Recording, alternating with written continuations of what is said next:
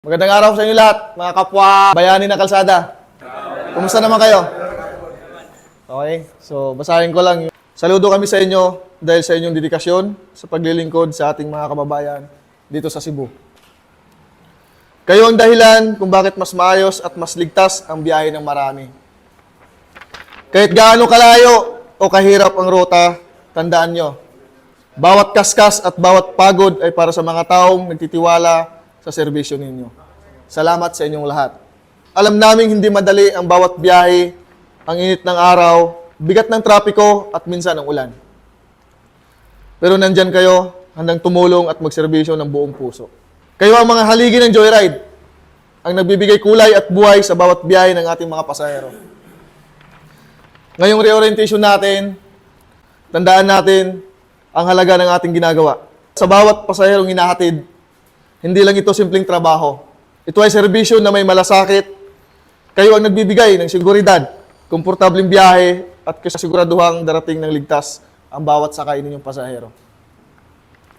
Kahit sama-sama nating itaguyod ang ating misyon, lagi nating unahin ang kaligtasan at kaginhawaan ng ating mga pasahero. Huwag nating kalimutan ang importansya ng tamang pakikitungo at malasakit sa bawat tao na ating pinasakay. Magpatuloy lang tayo dahil ang bawat kalsadang tinatahak ninyo ay hakbang patungo sa mas magandang serbisyo at tagumpay para sa ating lahat. Maraming salamat sa inyong sipag, malasakit at dedikasyon. Mabuhay kayong lahat. Saludo kami sa inyo. Ambing sa biyahe, mga kasundo. Maraming salamat sa inyo. Hanggat maaari, sana'y mag-ipon tayo. Makaipon tayo sa biyahe. Dahil hindi naman habang buhay kasi joyride biker tayo. Okay? So, nandito tayo para mabuhay yung pamilya natin. Huwag naman nating hayaan na yung mga anak natin mag-MC taxi rin paglaki nila. So, sa sipag natin, sa sipag ninyo, sigurado ako paglaki ng mga anak ninyo, may magandang patutunguhan. Okay? So, huwag sana nating sayangin yung pagkakataon na ito.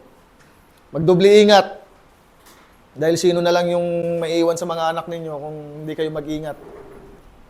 Pag na-aksidente kayo, kawawa yung anak ninyo, yung pamilya ninyo. Kayo din. Kanino maiiwan yung asawa nyo pag na-aksidente kayo? Pare.